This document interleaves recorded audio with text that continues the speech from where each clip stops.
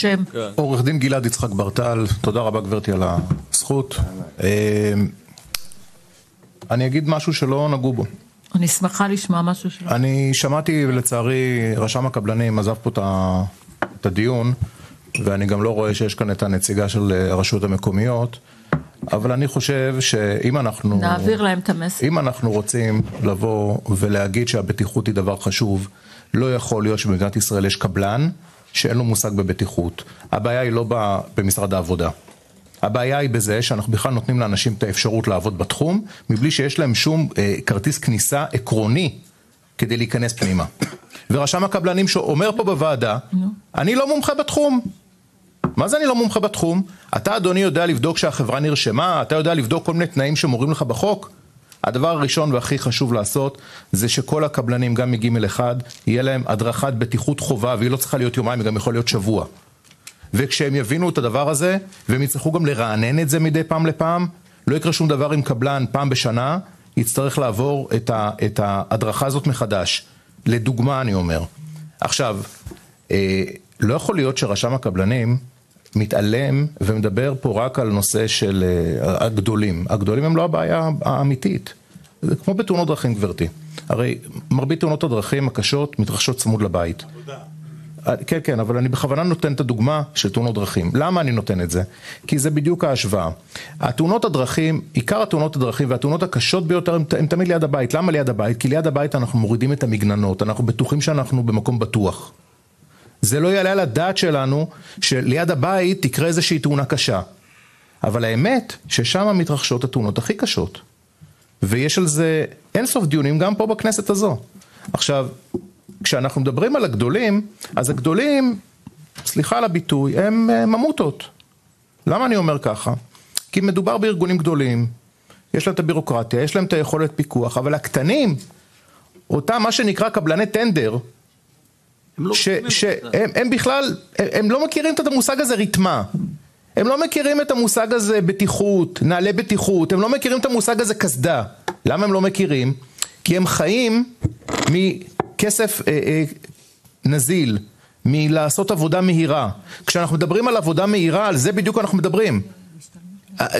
החשיבה פה צריכה להשתנות. לא יכול להיות שיש לנו את הרשויות המקומיות, שאני מכפיל כוח הכי משמעותי. יושבת פה נציגת המשטרה. אומרים השוטרים, אני בעברי הרחוק הייתי שוטר. אומרים השוטרים, מאז ומתמיד, מכפיל הכוח הגדול ביותר של משטרת ישראל זה המערך המתנדבים. אז אם מכפיל הכוח הגדול ביותר של משטרת ישראל זה מערך המתנדבים, האם מכפיל הכוח הגדול ביותר של משרד העבודה זה לא הרשויות המקומיות? שהם עובדי ציבור? שהם נהנים מחסינות של עובדי ציבור? חזור ושוב. האם וחברי ישראל אסל צודק.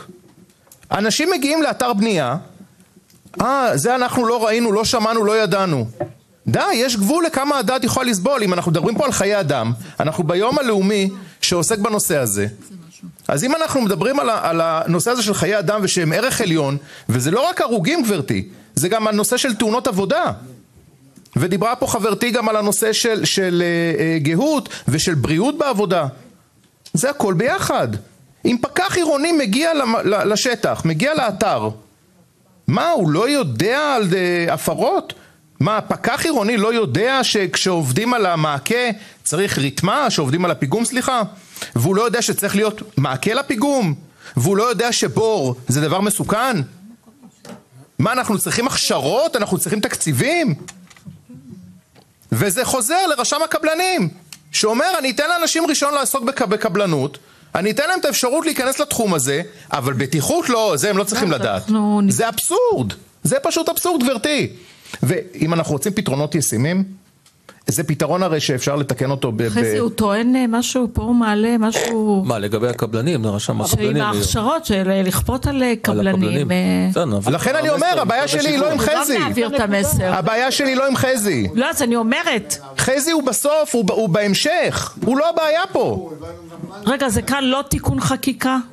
אני חושב שאפשר לעשות את זה גם בהוראה, לדעתי המשפטית, לדעתי המשפטית אפשר, לא, זה לא משרד העבודה, זה משרד המשפטים. טוב, אבל אתה רואה כמה זמן לוקח למשרד המשפטים להזיז דברים. אני שמעתי שגברתי חברת ליכוד, ושמעתי שגם שר המשפטים הוא מהליכוד, אולי גברתי תדבר עם כבודו. אז לכן הישיבה הזאת. לא, ואני אומר את זה לא בציניות. אני לא אומר את זה בציניות. אני כאן איזה חודש ומשהו. לא, כבודה, אני לא אומר את זה בציניות. לדיונים של תקציב 2025. אני אומר את זה כפתרון. בוועדת הכספים, העברנו את התקציב, ולא נבצר ולכן היה לי חשוב גם להגיע לכאן בפעם הראשונה היום, גברתי. לכן היה לי חשוב. יחסית קיימנו די מאז אני לא אומר את זה בציניות, כבר גברתי. הספקתי לקיים 20 דיונים. אני לא אומר את זה בציניות. במשך חודש וחצי. אף שזה היה נשמע ציני, אני לא אומר את זה בציניות, אני מציע פה פתרון. לא, אז אני גם. ואני אומר, הדבר הזה הוא פשוט. אני מאמצת את הפתרון שלך. ואם גברתי תרצה, אני מוכן לנסח עוד כמה פתרונות, אבל זה לא העניין. העניין הוא החשיבה. נעשה סדק, אי אפשר גם וגם וגם. לכן אני אומר, הדבר הקטן הזה ניתן לשינוי. והדבר הקטן הזה, אם אנחנו נחייב כל אדם שנכנס לתחום, להבין בבטיחות. אני מאמצת את זה. אז בוא נראה מה התאגידים והקבלנים, מה הם יגיעו, איך הם יתרעמו. והדבר הכי טוב שיצא לי מהנאום שלי הקצר, גברתי, זה הנה, רק בסוף הדברים שלי חברי ישראל אסל הפריע לי, אז הכל בסדר.